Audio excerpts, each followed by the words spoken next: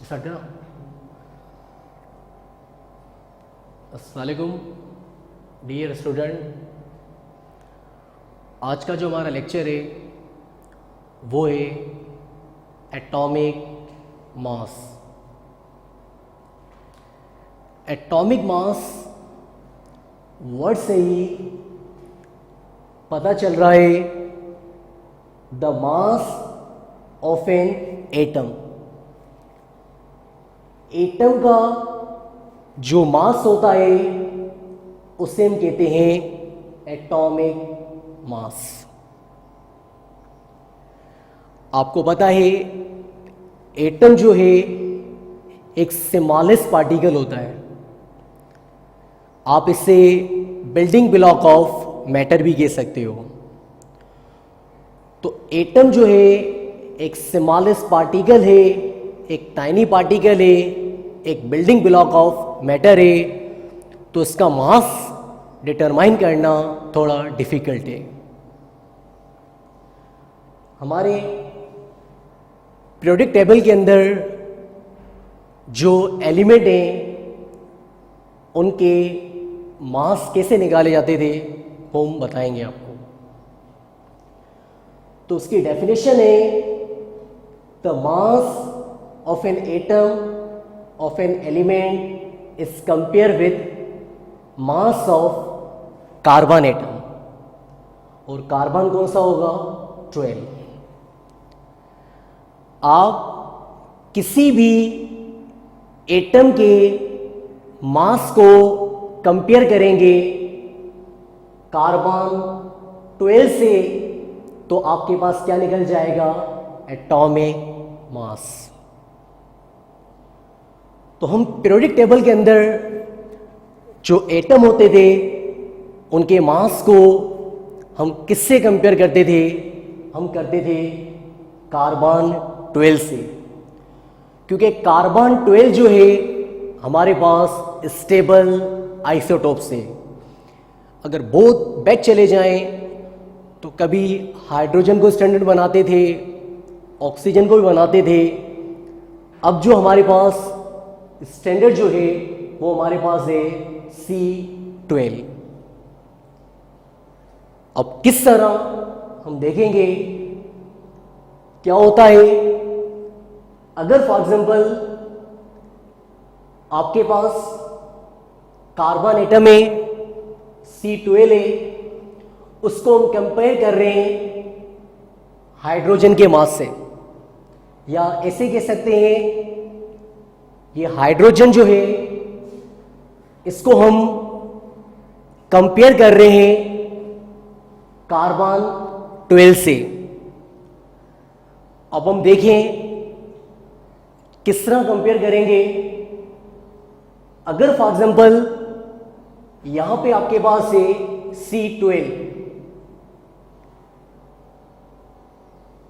C12 है और यहां आपके पास हाइड्रोजन है, इसको हमें कंपेयर करना है C12 से। अब यहां पे जो हाइड्रोजन है अगर हम C12 के हिसाब से देखें तो हमें इसका मास भी कितना रखना पड़ेगा? 12। हमें पता है एक हाइड्रोजन का मास 1 है, तो 12 हाइड्रोजन का मास कितना होगा? हमारे पास होगा 12। तो जनरली अगर हमसे पूछा जाए एक हाइड्रोजन जो है अगर 12 हाइड्रोजन का मास 12 है, 12 AMU है, तो एक हाइड्रोजन का मास कितना होगा? 1 AMU। अब हाइड्रोजन के 3 आइसोटोप्स होते हैं, प्रोटियम भी होता है, ड्यूट्रियम भी होता है और टाइटियम भी होता है। पर हमने जो हाइड्रोजन का मास कंपेयर कर रहे हैं C12 से वो हमने लिया है प्रोटियम। फॉर एग्जांपल आपके पास अगर मैं जस्ट एक जनरल सा एक और एग्जांपल भी दूं, अगर हम प्रोटियम नहीं कोई दूसरा एग्जांपल ले रहे हैं, ड्यूट्रियम ले रहे हैं। अब आप देखें ये कार्बन 12 जो है इससे हम कंपेयर कर रहे हैं ड्यूट्रियम से।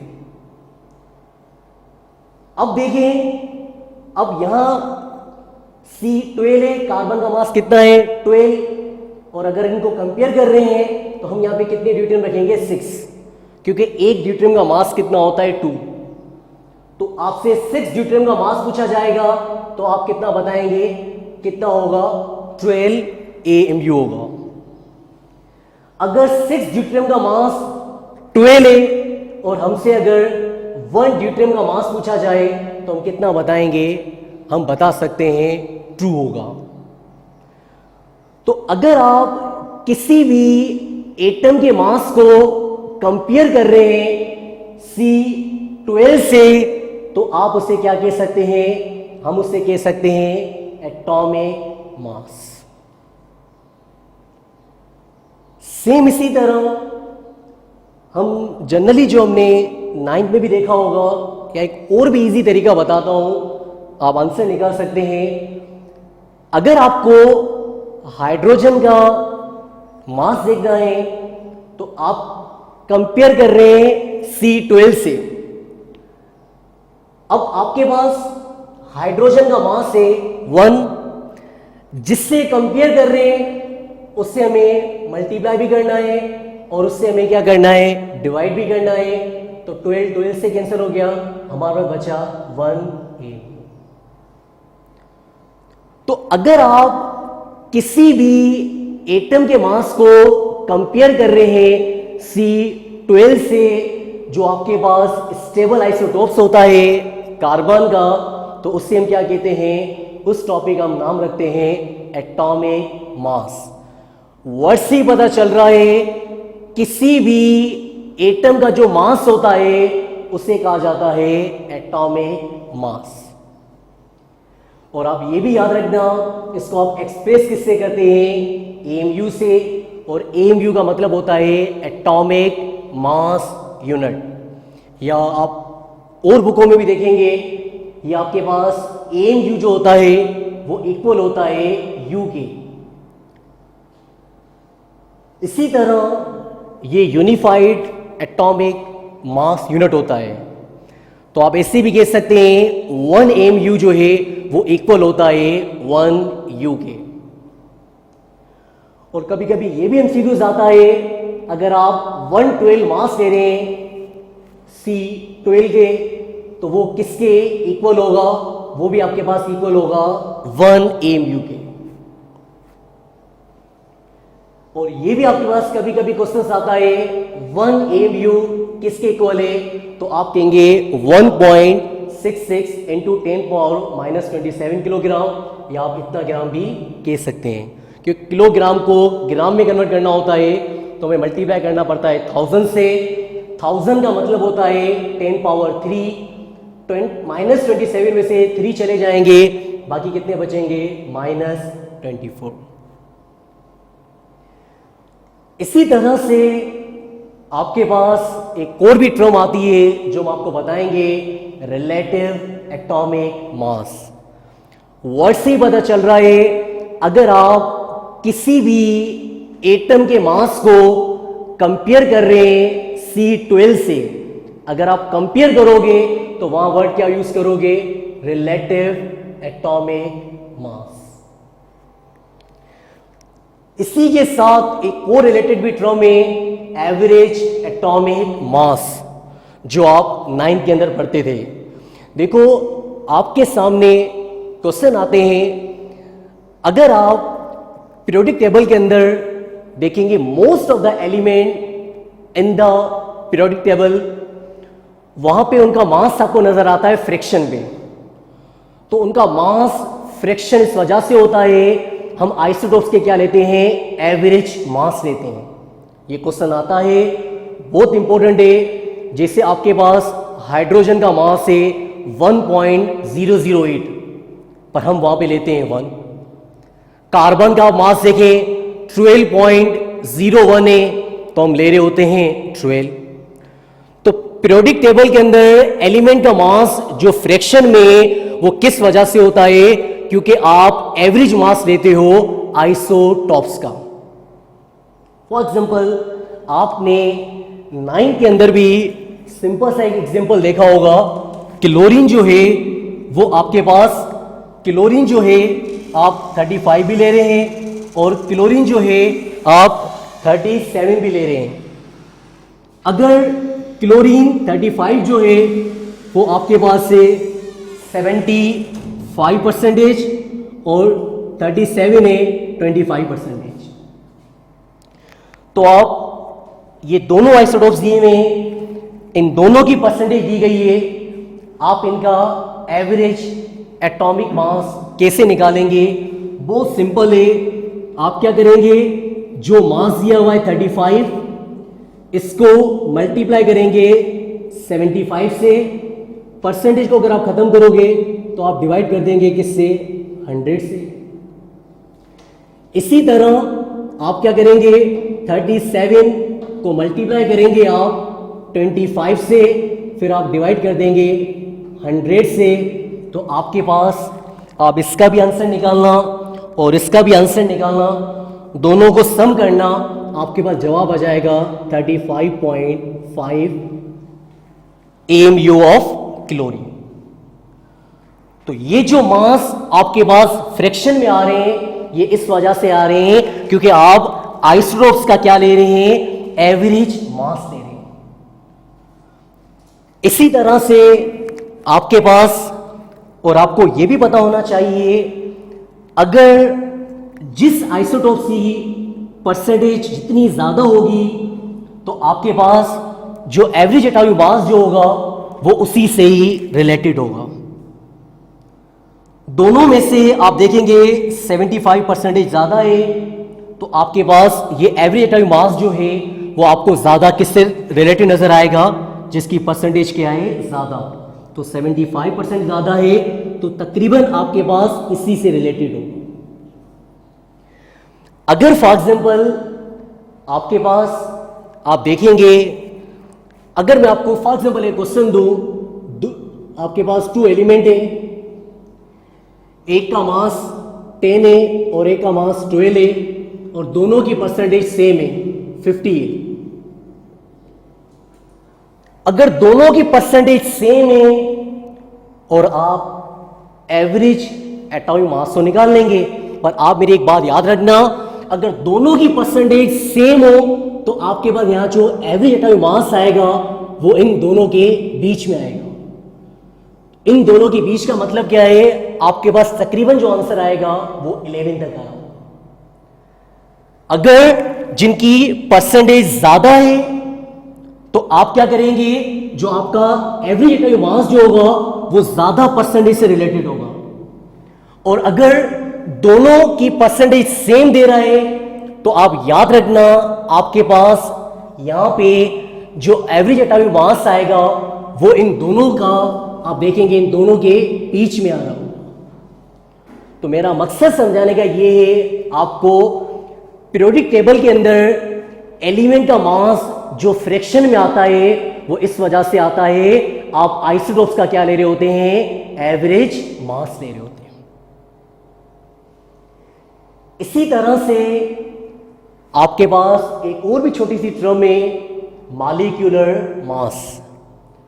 वर्ड से ही पता चल रहा है, the sum of atomic mass of all atoms present in a molecule. आपको कोई भी मॉलिक्यूल दिया जाए, उसके अंदर जो एटम प्रेजेंट है उनके मास को क्या करना है? सम करना है। जैसे 2 हाइड्रोजन है, आपने 2 हाइड्रोजन लिखे, 1 ऑक्सीजन। एक हाइड्रोजन का मास कितना होता है? 1, तो आपके पास 2 अंदर 2 हो जाएगा। यहां ऑक्सीजन का मास कितना है? 16, तो आपका कितना आंसर आएगा? 18 AU। तो आप कोई भी मॉलिक्यूल लें, उसके अंदर जो एटम प्रेजेंट है उनके मास को अगर आप सम करेंगे तो उससे आप क्या कहते हैं? Molecular mass. तो मॉलिक्यूल का जो मास होता है उसे कहा जाता है मॉलिक्यूलर मास। और ये मॉलिक्यूलर मास जो होता है वो आप लेते हैं कोवेलेंट सब्सटेंस के लिए। जैसे ग्लूकोज है, इसमें 6 कार्बन है, 12 हाइड्रोजन है, और ये 6 क्या है? ऑक्सीजन। ये 6 कार्बन का मास कितना है? 12, प्लस ये 12 हाइड्रोजन का मास कितना है 1 प्लस 6 और ये ऑक्सीजन जो है इसका मास कितना है 16। आप इन सबको सम करना, आपका तकरीबन कितना आंसर आ जाएगा 180 AMU। तो किसी भी मॉलिक्यूल का जो आप मास ले रहे होते हैं उससे आप क्या कहते हैं मॉलिक्यूलर मास। और ये किसका लिया जाता है कोवेलेंट सब्सटेंस का। सेम इसी तरह आपके पास एक और भी टर्म होती है formula mass. The sum of atomic mass of all atoms present in a formula unit of ionic compound। अब देखो क्या होगा, आपके पास ये आयोनिक कंपाउंड है। अब आपके पास ये जो आयोनिक सब्सटेंस दिया गया है, अब इनके अंदर सोडियम भी है और Cl भी है।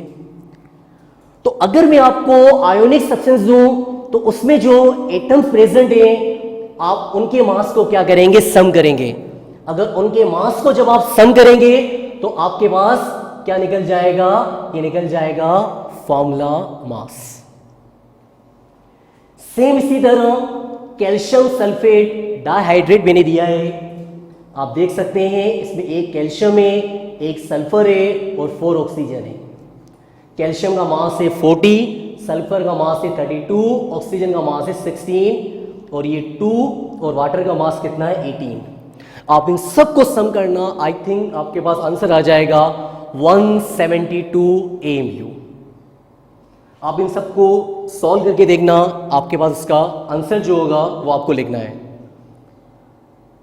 इसी तरह से आपके पास एक और मैंने आपको आयोनिक सब्सटेंस दिया है अल्मीनियम सल्फेट। तो ये 2 अल्मीनियम है, 3 सल्फर है, 4 3 12 ऑक्सीजन है। मैंने सबके मासेस रख दिए हैं, आप इन सबको सॉल्व करना तो आपके पास निकल जाएगा फॉर्मूला मास।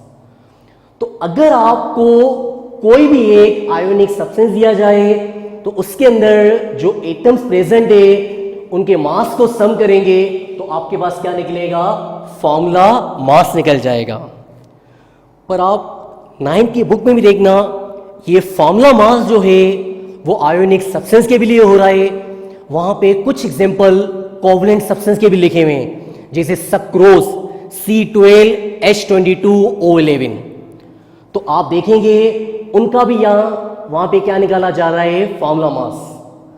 पर ये याद रखना मॉलिक्यूलर मास जो है वो सिर्फ किसका होता है कोवेलेंट सब्सटेंस का होता है। इसी तरह से आपसे ये चीजें पूछी जा सकती हैं, पर एक मेरी बात याद रखना, आप फर्स्ट ईयर की बुक में भी देखना, उसमें लिखा हुआ है एटॉमिक मास जो है वो आपके पास होल नंबर में होता है। और आप ये भी देख लेना, वहां लिखा हुआ है एटॉमिक मास जो है रेशियो है और रेशियो का कोई भी यूनिट नहीं होता। तो ये आपके पास मैंने एटॉमिक मास के बारे में बताया और मैंने आपको मॉलिक्यूलर मास के बारे में मैंने बताया, और मैंने आपको इसी तरह इसी टॉपिक से रिलेटेड एमसीक्यूज भी हैं, वो भी हम आपको बताएंगे। आपके पास एक एमसीक्यूज है, atomic mass of an atom is the sum of. आप याद रखना एटम का मास जो है वो 2 चीज़ों पे डिपेंड कर रहा होता है, किस पे, प्रोटॉन पे एंड न्यूट्रॉन पे, प्रोटॉन एंड न्यूट्रॉन। तो आपका ऑप्शन जो करेक्ट होगा वो होगा बी, जबकि ए ऑप्शन है electron and proton, B option है proton and neutron, C option है electron and neutron, option D है नन ऑफ दिस। तो आपका करेक्ट ऑप्शन होगा बी। इसी तरह से the number of electron in positive ions are, positive ions are के नंबर ऑफ इलेक्ट्रॉन्स पूछे जा रहे हैं। मैं जस्ट एक सिंपल सा एग्जांपल रखता हूं, सोडियम। अब इस पे चार्ज कौन सा है, पॉजिटिव। आपको पता है जितना एटॉमिक नंबर है उतने प्रोटॉन तो हैं, पर क्या होगा जब पॉजिटिव चार्ज आ जाएगा तो एक इलेक्ट्रॉन लॉस हो जाएगा, तो कितने इलेक्ट्रॉन होंगे 10। और न्यूट्रॉन कैसे निकालते हैं, 23 में से 11 चले जाएंगे, बाकी कितने न्यूट्रॉन बचेंगे 12। तो आप देख सकते हैं आपसे पूछा जा रहा है equal to proton, less than proton, greater than proton या नन ऑफ दिस। तो आप देखेंगे पॉजिटिव आयन के अंदर जो नंबर ऑफ इलेक्ट्रॉन है वो आपके पास लेस देन है किससे, नंबर ऑफ प्रोटॉन से, लेस देन है नंबर ऑफ प्रोटॉन से। तो आपके पास ऑप्शन जो होगा बी इज द करेक्ट। तो today our lecture is enough. Thank you.